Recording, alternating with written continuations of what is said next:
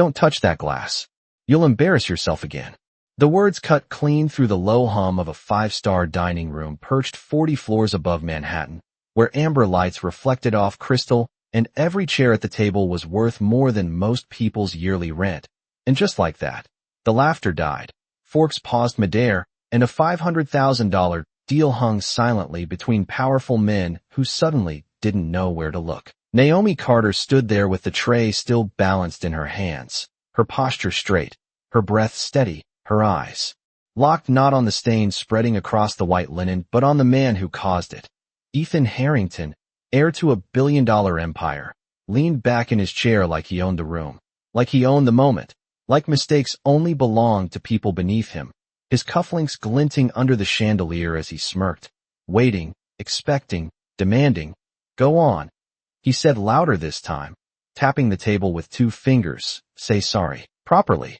A few guests shifted uncomfortably. One investor cleared his throat. Another reached for his phone then stopped, because something in the air had changed, something subtle but sharp, like the quiet before a storm you don't see coming. Naomi didn't rush, didn't fumble, didn't shrink. She simply set the tray down with careful precision, the kind that comes from years of doing things right even when no one is watching. And for a brief second, she let the silence stretch, not awkward, not weak, but deliberate, controlled, as if she understood. Something no one else in that room did. Ethan chuckled, mistaking her calm for compliance, mistaking her stillness for surrender. That's what I thought, he muttered, leaning closer, lowering his voice just enough to make it sting. People like you don't belong at tables like this. But Naomi didn't look away, she didn't blink, and when she finally spoke, her voice wasn't loud. It didn't need to be. It moved through the room like something heavier than sound. Respect isn't inherited, she said, simple, clean, undeniable, and for the first time that night, Ethan's smile faltered, just slightly, just enough for doubt to slip in. A flicker, quick and quiet, but real, and then it happened. Not a crash, not a shout, just the soft click of polished shoes against marble from behind him, a presence entering the room that shifted the weight of everything without announcing itself. No one turned at first, no one noticed, except Naomi. Her eyes moved past Ethan's shoulder for a fraction of a second, and in that glance was recognition, not surprise, not fear, something else, something steadier, something certain, because standing at the edge of that table, unseen by the man who thought he controlled it all, was the one person who actually did. And in just a few seconds, without raising his voice, without lifting a hand, he was about to redefine what power really looked like. Ethan, the voice behind him said, calm but unmistakable, the kind of calm that does not ask for attention because it commands it. And slowly, almost reluctantly, Ethan turned, his confidence still resting on his shoulders like a tailored suit, until he saw him, William Harrington, standing just a few feet away, hands in his pockets, expression unreadable. The room shifted again, this time deeper, heavier, because everyone knew that name. Investors straightened, glasses were set down. Even the air seemed to hold its breath. Ethan blinked once, then forced a smile. Dad, I did not know you were coming in this early, he said, voice lighter than before, but not quite steady. William did not answer immediately. His eyes moved past his son, briefly, to Naomi, not with curiosity, not with dismissal, but with recognition, as if he was measuring something invisible. Then back to the table, to the stain, to the silence. What happened? Here, he asked, not loud, not aggressive, but precise, like a question that already knew its answer. Ethan exhaled a small laugh, stepping forward, eager to control the narrative. Just a small mistake. She spilled the wine. I was asking her to apologize, he said, gesturing casually toward Naomi as if she were an object in the room rather than a person. A few guests nodded awkwardly, hoping the moment would dissolve into something forgettable. But William did not nod. He did not smile. He just watched. And in that watching, something began to unravel. Naomi remained still, her hands resting lightly at her sides, her expression composed, but her eyes sharp, aware, present. She did not interrupt. She did not defend herself, because something in the room had already shifted beyond her needing to speak. William took one slow step closer to the table, his gaze dropping briefly to the wine spreading across the linen, then rising again, locking onto his son. You asked her to apologize, he repeated, softer this time, and Ethan nodded quickly. Yes, it is basic service, right? He added, a hint of impatience slipping through, as if this was all unnecessary, as if this was beneath him. And that was the moment, not loud, not dramatic, but final. William's expression changed, not into anger, not into disappointment, but into clarity, the kind that leaves no room for negotiation. No, he said simply, and the word landed heavier than anything else spoken that night. Ethan frowned slightly, confused. No. William continued, his voice still even, still controlled. What is basic is respect, and you failed that before she even set the glass down. A murmur moved through the table, subtle but undeniable, investors exchanging glances, recalculating, because this was no longer about a spill. This was about something else entirely. Ethan's posture tightened, the confidence he wore beginning to crack at the edges. Dad, you are overreacting. It is just a waitress, he said, the last word hanging in the air like a mistake he could not take back. And for the first time, William's eyes sharpened, not louder, not harsher, just sharper. No, he said again, firmer now. It is not just a waitress. It is a person you chose to diminish in a room where your name is supposed to mean something. Silence followed. Complete. Absolute. The kind that does not wait to be filled. And Ethan felt it. The shift, the loss of ground beneath his feet. Even if he did not fully understand it yet. Because in that moment, the power he thought he carried was no longer his. And everyone in that room could see it happening in real time. The silence did not break. It deepened, stretching across the table like something heavy and irreversible. And in that stillness, every person in the room understood that this was no longer a private moment between a father and a son.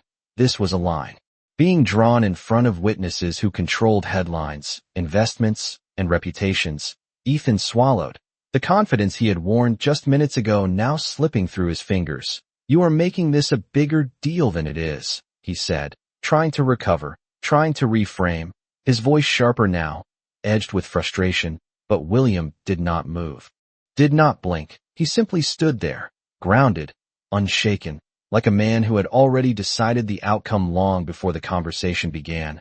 No, William replied, quieter than before, but heavier.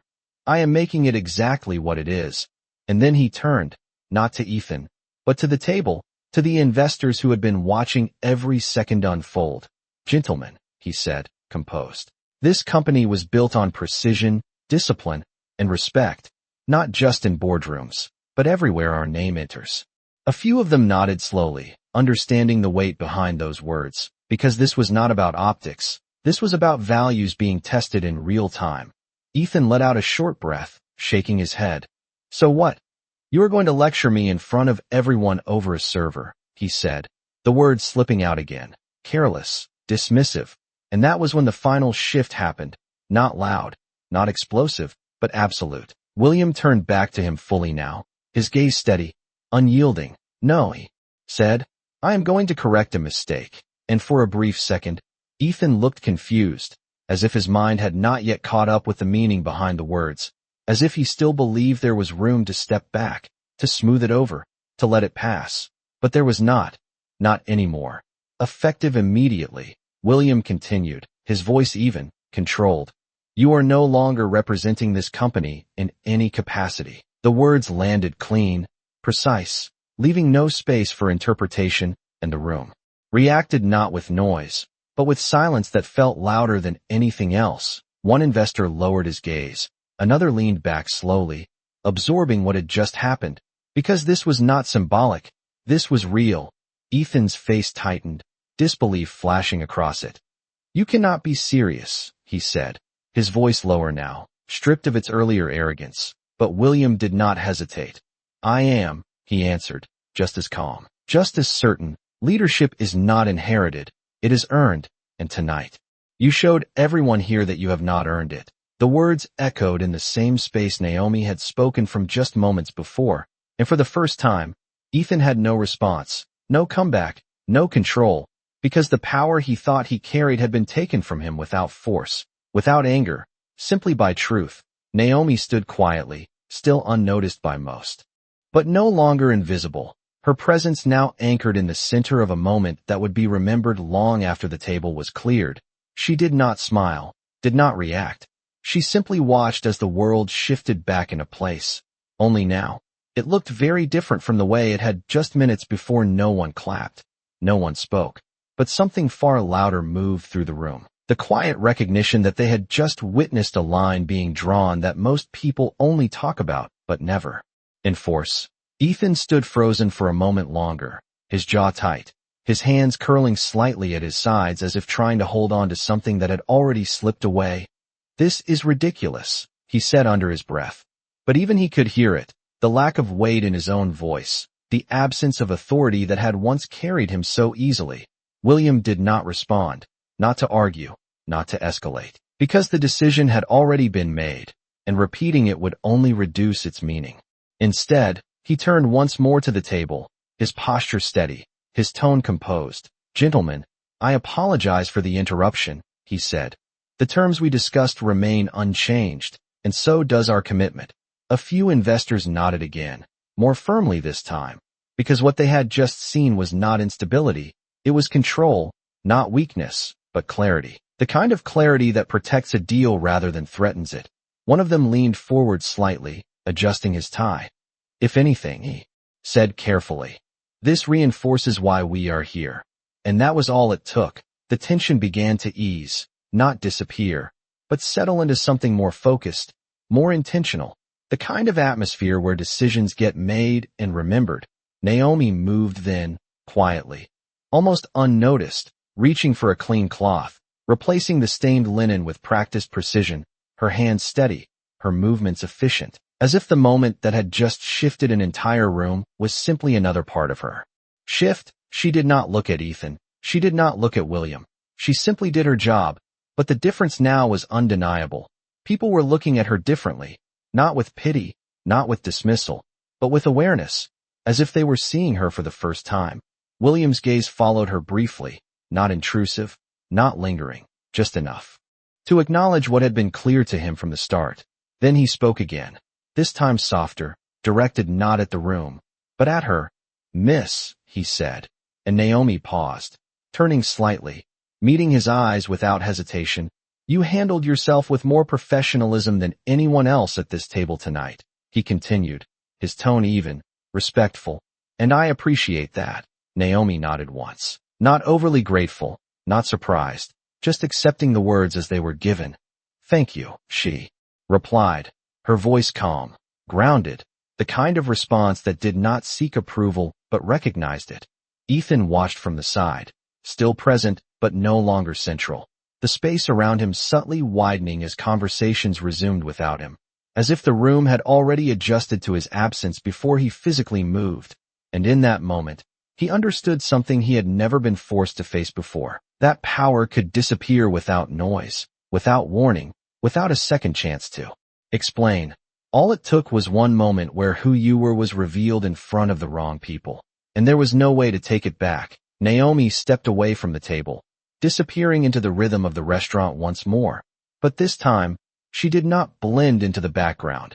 This time, the room carried the imprint of her presence. And even as the deal resumed, even as voices returned and glasses were lifted again, something had changed that would not be undone, because respect, once demanded by truth, does not quietly return to where it was ignored. The deal resumed, but it did not return to what it was. The laughter came back softer, the conversations more measured, as if every word now carried weight it did not have before. William Harrington sat down at the head of the table, his presence no longer just influential but defining, and as numbers were discussed and contracts referenced, there was an unspoken agreement threading through the room that what had just happened mattered just as much as any clause written on paper. Ethan remained standing for a moment longer, uncertain, out of place in a room he had always moved through effortlessly. He glanced around, expecting someone to meet his eyes, to offer a gesture of support, but no one did. Not because they were cruel, but because the room had already made its decision, and, slowly, almost quietly, he stepped back, one step, then another, until he was no longer part of the table at all. Naomi moved through the dining floor with the same rhythm she had carried all night, checking glasses, adjusting settings, speaking softly to guests. But there was a difference now, subtle but undeniable. People paused when she approached. They looked up when she spoke, not out of obligation, but out of recognition. And for Naomi, nothing in her expression changed, because she had never needed the room to validate her worth. She had carried it long before anyone here noticed. Near the end of the table, one of the senior investors leaned toward William, lowering his voice just enough to keep the conversation private. "You did not have to do that," he said, not questioning, but observing. William did not look away from the document in front of him. "Yes, I did," he replied simply, signing his name with a steady hand. "Because if I allow that once, I allow it everywhere." The investor nodded slowly, understanding that this was not about one moment.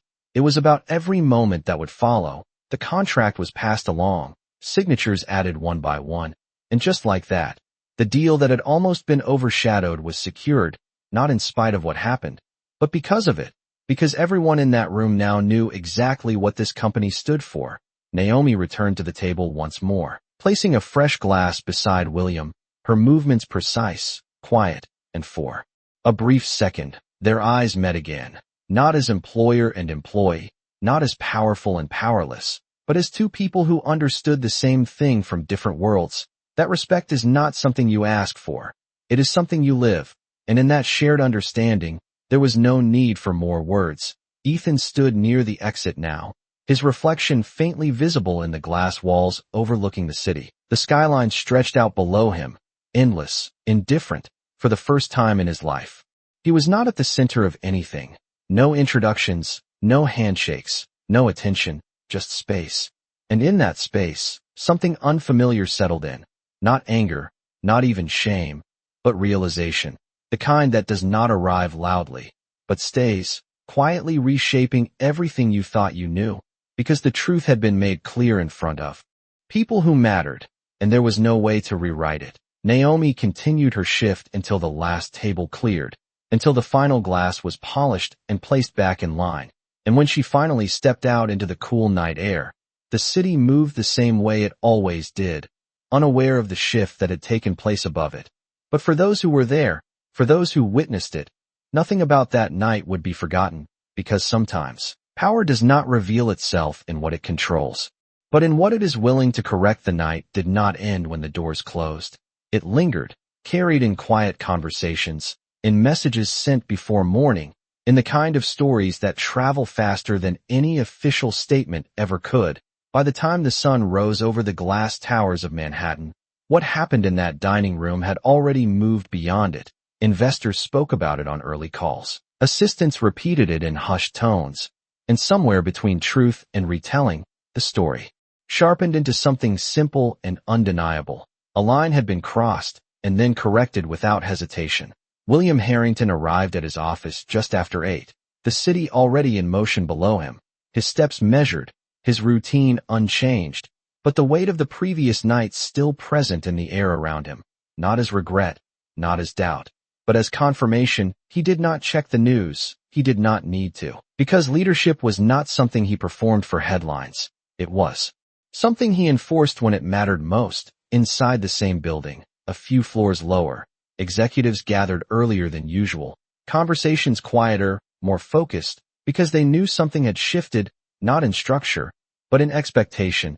The unspoken rules had been made visible, and no one wanted to be the next example of what happens when those rules are ignored. Ethan stood outside the building for a long moment before walking in, the same doors he had passed through countless times. Now feeling unfamiliar, heavier, as if access alone no longer meant belonging. He adjusted his jacket, took a breath, and stepped inside. But the difference was immediate, subtle, but undeniable. The receptionist who once greeted him with automatic warmth now offered a polite nod instead. Nothing disrespectful, nothing cold, just different, as if the title he carried had already begun to fade. He moved toward the elevator. The reflection staring back at him no longer matched the certainty he had worn the day before, and for the first time, he noticed it.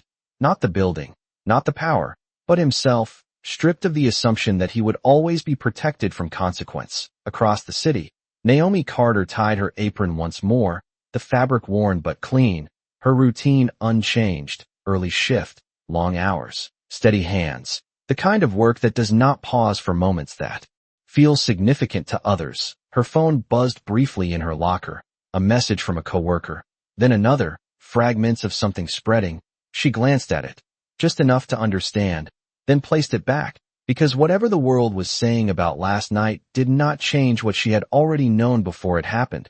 That dignity does not arrive when people notice you. It exists long before they do. Later that morning, William stood at the head of a conference table, reviewing reports. His team attentive, aligned, and without raising his voice, without referencing the night before, he reinforced something far more lasting than any speech, through expectation, through consistency, through the quiet understanding that what happened once would happen again if necessary, not out of reaction, but out of principle. And somewhere between those parallel mornings, one man learning what it means to lose power, one woman continuing without ever needing it, and one leader proving that power is not what you hold, but what you are willing to stand for. The story continued, not in headlines, not in noise, but in the choices that followed, because the moment itself was never the point. It was what it revealed, and what it demanded from everyone who witnessed it by noon. The story had taken on a life of its own, not exaggerated, not distorted, but sharpened into something people could not ignore. Inside boardrooms, over coffee, across screens, one sentence kept repeating in different forms. He chose principle over blood, and that sentence carried weight, because in a world where power often protected itself, this had done the opposite. Ethan sat alone in a small conference room that used to feel temporary, but now felt assigned. A space without windows, without the skyline he had grown used to. His phone lit up more than it ever had. Messages from friends, from colleagues, from people who suddenly remembered his name, some asking what happened, others pretending they already knew. But none of it mattered the way the silence from his father did. No call, no meeting request, no second conversation, just the decision, final and intact. And for the first time, Ethan understood that consequences were not always loud. Sometimes they arrived as absence, as doors that did not open, as rooms that no longer made space for you. Across town, Naomi finished her shift just after 1 in the afternoon, stepping out into the sunlight that bounced off the glass buildings like a reflection of everything she had just walked away from. She loosened her apron, folded it neatly, and placed it in her bag, her steps steady, unhurried, as if nothing about her day required adjustment. A coworker caught up to her near the corner, breath slightly rushed. "Have you seen this?" she asked, holding up her phone. Headlines forming, clips circulating, fragments of last night captured. From angles Naomi had not even noticed. Naomi glanced once, just long enough to see her own figure in the background of a frame that was never meant to center her. Then she shook her head lightly. "It is not my story to hold," she said, her voice calm, and kept walking, because what mattered to her had already happened in the moment itself, not in how it would be remembered. Back in his office, William stood by the window overlooking the city, hands resting lightly against the glass, not in contemplation, not in regret, but in quiet awareness. He had received the reports, the reactions, the ripple effect already unfolding, but none of it changed the decision, because it had never been made for reaction. It had been made for alignment. A senior advisor stepped into the room, hesitating just slightly before speaking. "The response has been overwhelmingly positive," he said, choosing his words carefully. William nodded once, not as approval, but as acknowledgement. "It should be," he replied, turning back to the table, because it was not about being seen doing the right thing. It was about actually doing it. The advisor paused, then asked, "And your son?"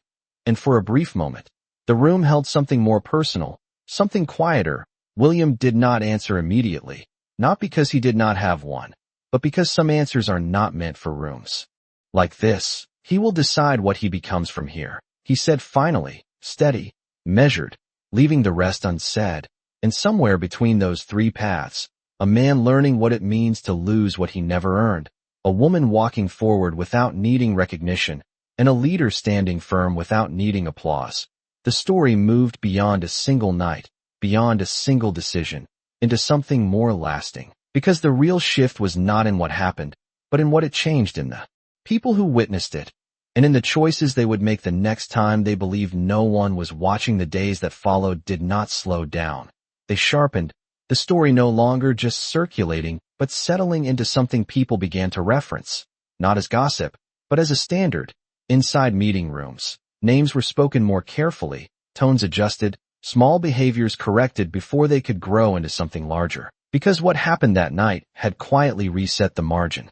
For what was acceptable, Ethan felt it everywhere, not in direct confrontation, not in open judgment, but in subtle distance, in conversations that paused when he entered, in decisions that moved forward without him being asked. He sat across from a senior manager that afternoon, someone who had once deferred to him without question and now spoke with a neutral professionalism that carried no trace of deference. "We will proceed with the current structure," the manager said, not unkind, not dismissive, just final. And Ethan nodded, because for the first time, he understood that authority was not something you could assume back into existence. It had to be rebuilt, if it could be rebuilt at all. Later that evening, he walked past the restaurant again.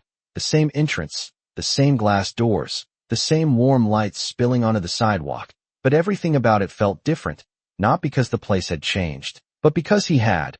He paused for a moment, watching as guests stepped inside, unaware of the moment that had unfolded there, unaware of how quickly a room could turn, how quietly a life could shift direction, and for a brief second, he considered walking in, not as the person he had been, but as someone else, someone without the weight of expectation. But he did not move, not yet. Across the street, Naomi stood at a small food cart, waiting for a simple dinner, the kind she had eaten countless times before. The vendor handed her the bag with a familiar nod, and she thanked him with the same steady warmth she carried everywhere. Her phone buzzed again. More messages, more mentions, more people attaching meaning to a moment she had already let pass.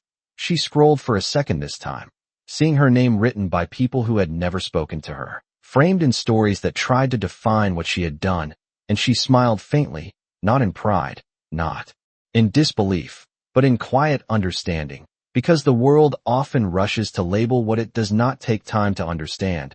She placed the phone back in her bag and continued walking, the city moving around her in its usual rhythm, unchanged, unbothered, and yet, in small ways, different.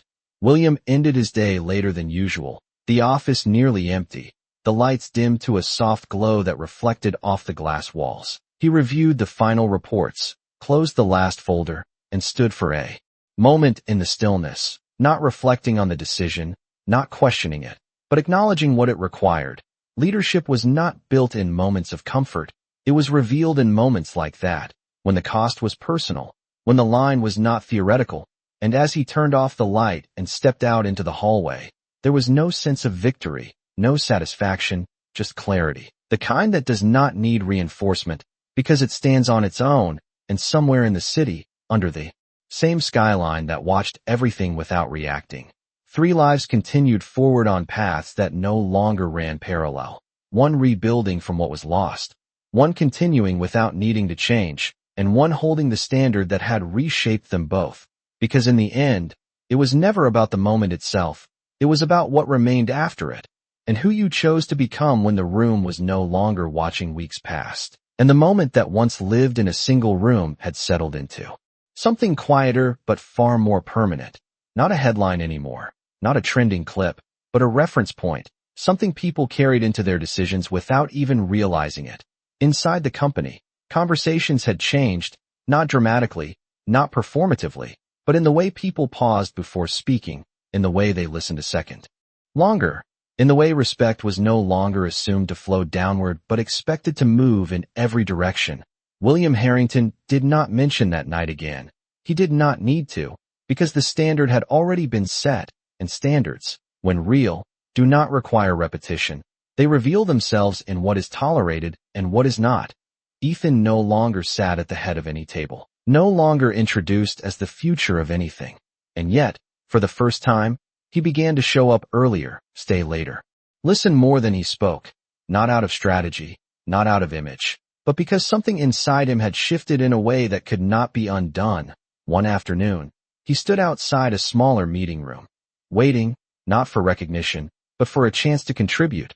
And when he was finally asked a question, simple, direct, he answered without arrogance, without performance, just clarity. And for a brief second, the room responded, not with approval, not with applause, but with something more valuable, acceptance without assumption. Across the city, Naomi Carter continued her life in the same steady rhythm, her shifts unchanged, her responsibilities the same, but the world around her had adjusted in ways that did not need to be announced. Customers met her eyes more often, managers spoke to her with a tone that acknowledged rather than overlooked, and even when the attention faded, as it always does, the difference remained, because once dignity is recognized, even briefly, it leaves a mark that does not fully disappear. One evening, as she finished closing duties, a new server approached her, nervous, uncertain, asking how she stayed so calm in situations that felt overwhelming. Naomi paused, considering the question, then smiled softly. "You do not wait for people to respect you," she said. "You carry it, even when they do not see it yet." The words were simple, but they held the weight of everything she had lived, everything she had proven without ever needing to announce it. And somewhere else in the city, William stood once again by a window overlooking the skyline. The same view, the same height, but with a quiet understanding that leadership is not measured by what you build, but by what you are willing to protect. Even when it costs you something personal, he did not think about the moment as a victory. Because it was never about winning. It was about alignment, about ensuring that the name he carried meant something beyond profit, beyond influence, beyond convenience. And as the city lights flickered on one by one, reflecting across glass and steel, the story that began with a single moment of disrespect had become something far more lasting, not because of the punishment, not because of the attention, but because of the clarity it left behind. That power without character is empty, and character, when real, does not need to be loud to change everything.